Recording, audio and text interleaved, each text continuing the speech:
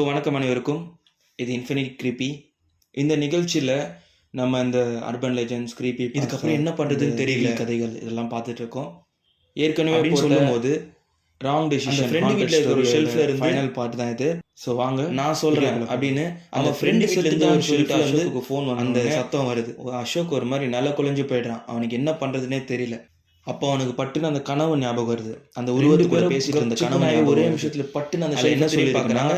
இவன் சொல்லி அந்த ஷெல்ஃப் வந்து நம்பல, நீ சும்மா கிட்ட போகணும். அதே மாதிரி கிரேவோ ஏன் வந்த கிரேவோ வந்த உடனே அந்த மாதிரிலாம் சொல்லி சொன்ன மாதிரியே அந்த உருவம் கொண்டு வந்து திரும்ப நீ தான் என்ன கூப்பிட்டு அப்படின்னு சொன்னோடனே ரெண்டு பேருமே பயந்து போயிட்டு இதுவெல்லாம் வந்து சொன்னே திரும்ப திரும்ப சொல்லிட்டு இருந்தது. திரும்ப வந்து கையெடுத்து அந்த ஷெல்ஃபை பார்த்து நீ என்ன நம்பல சொல்றாங்க. இப்போ உனக்கு ஒரு ஃபோன் தெரியாம பண்ணிட்டோம். ஃபோன்ல உன் கூட நேற்று வந்தான்ல ஒருத்தன், அவன் செத்து விளைவு சீரியஸாக இருக்கும்னு எங்களுக்கு தெரியல. அப்போ நீ என்ன நம்புவ. அப்போ நீ என்ன பண்ணுறன்னா உன்னோட ரூமில் பீரோ பக்கத்தில் இருக்கிற ஷெல்ஃபில் இருக்கிறேன், எங்களை வந்து பாருங்க இப்படியே போய்டுறோம் சொல்லிட்டு தான் இனிமேல் இந்த கனவை முடிச்சு என்னைக்குமே பண்ண மாட்டோம் தூக்கத்தில் அந்த மாதிரி சொல்லி ரொம்ப வருத்தப்படுறாங்க ரெண்டு பேருமே. அந்த ஃபோனில் அவன் ஃப்ரெண்டு செத்துட்டான்னு சொல்லிட்டு சொன்னாங்க. இதை கேட்ட உடனே ரொம்ப பயந்து போயிட்டு அப்போ உண்மையிலே அந்த உருவம் எதையுமே தொடர்ந்து பண்ணிக்காம அதுதான் எனக்கு அதெல்லாம் தேவையிருக்கு, நீங்க என்ன கூப்பிட்டீங்க, திரும்பி பார்த்து ஒரு பர்பஸை கொடுத்தீங்க, பீரோ பக்கத்தில் செஞ்சோம் முடிச்சு ஷெல்ஃப் இருக்கு, இப்போ என்ன மாதிரி தேவையானதை நீங்க செஞ்சே ஆகணும் அப்படின்னு சொல்லுது. கிட்ட போகும்போதே தெரிஞ்சிச்சு அந்த ஷெல்ஃப் வந்து ஒரு கிரே ஷேட் அடிக்குது. அந்த என்ன வேணும் ஷெல்ஃப் முன்னாடி போய் முட்டி போட்டு கையெடுத்து கும்பிட்டு நான் தெரியாம சொல்றான், இந்த மாதிரி சடங்கை பண்ணிட்டேன், ஏதோ விளையாட்டுத்தனமா பண்ணிட்டேன், நான் தெரியாம உன்னை கூப்பிட்டுட்டேன், தயவு செஞ்சு என்னை மன்னிச்சிடு அப்படின்னு சொல்லி வாய் விட்டு கெஞ்சி கதறி அழுகுறான். அப்போது அந்த ஷெல்ஃப்லேருந்து ஒரு சத்தம் மட்டும் கேட்குது, எதுக்காக என்னை கூப்பிட்டேன் அப்படின்ட்டு. திரும்பவும் அதையே சொல்லி அழுகுறான், என்னை மன்னிச்சிடு, நான் தெரியாமல் கூப்பிட்டேன், ஏதோ ஒரு ஆர்வ கோளரில் கூப்பிட்டேன், என்னை மன்னிச்சிடு, எனக்கு இதெல்லாம் தெரியாது, இப்போ இவ்வளோ தூரம் இதெல்லாம் சீரியஸாக ஆகும் நான் நினைக்கல, தயவு செஞ்சு என்னை மன்னிச்சிடு, நீ போயிடு, நான் இந்த ஊரை விட்டே போயிடுறேன், எனக்கு இந்த வேலை வேணாம், இந்த ஊரும் வேணாம், நான் ஓடிடுறேன், அந்த மாதிரி என்னென்னமோ வாய்க்கு வந்ததெல்லாம் சொல்கிறான். அந்த உருவம் எதுவுமே சொல்ல மாட்டுது. நீ என்னை எதுக்காக கூப்பிட்ட, நீ என்னை கூப்பிட்டதுக்கான ஒரு பர்பஸை நீ சொல்லு, அதை நான் செய்கிறேன், செய்யாமல் நான் உன்னை விட்டு போக மாட்டேன், கடைசி வரைக்கும் கூட தான் இருப்பேன் அப்படின்னு சொல்லி அந்த உருவம் சொல்லுது.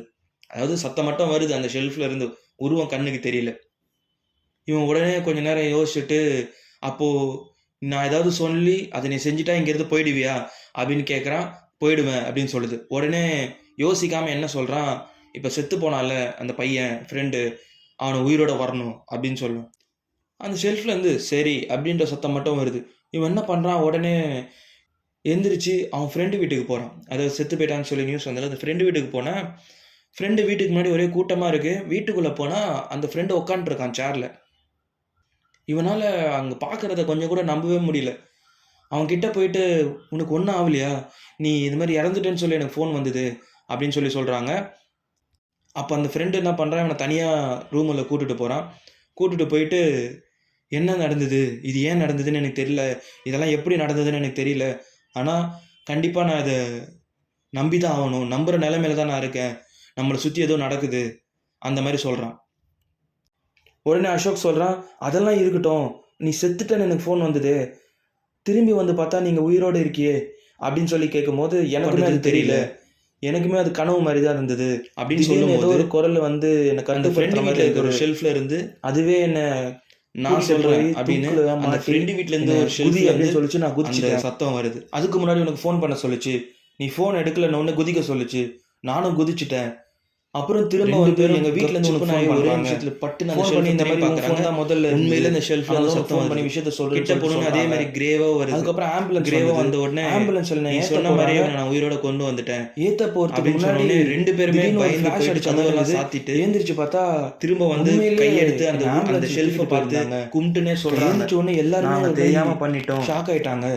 அதுக்கப்புறம் என்ன நடந்ததுன்னு எனக்கு தெரியல, விளைவு இவ்வளோ சீரியஸா இருக்குன்னு எனக்கு தெரியல.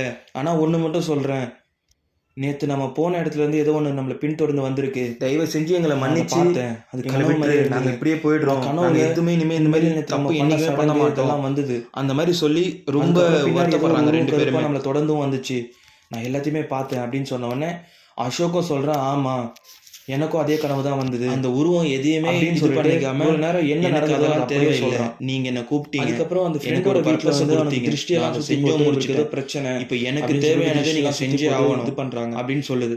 அசோக் வந்து அந்த ஃப்ரெண்டோட வீட்லயே இருக்கான். அவங்க ரெண்டு பேரும் தனியாவே பேசிட்டு இருக்காங்க, என்ன வேணும் அப்படின்னு சொல்லிட்டு. அவங்க வீட்டுல இருந்து வந்து இவ்வளவுதான் அவனை தனியா ஒரு ரெண்டு பேரோட ஆத்மா அசோக்கும் அவங்கள்ட்ட பிரியதா இல்லை, இவனும் அசோக்கு தனியா இல்லை நான் அசோக் கூட இருக்கணும் அப்படின்ற மாதிரி அவன் சொல்கிறான் அவன் ஃப்ரெண்டு.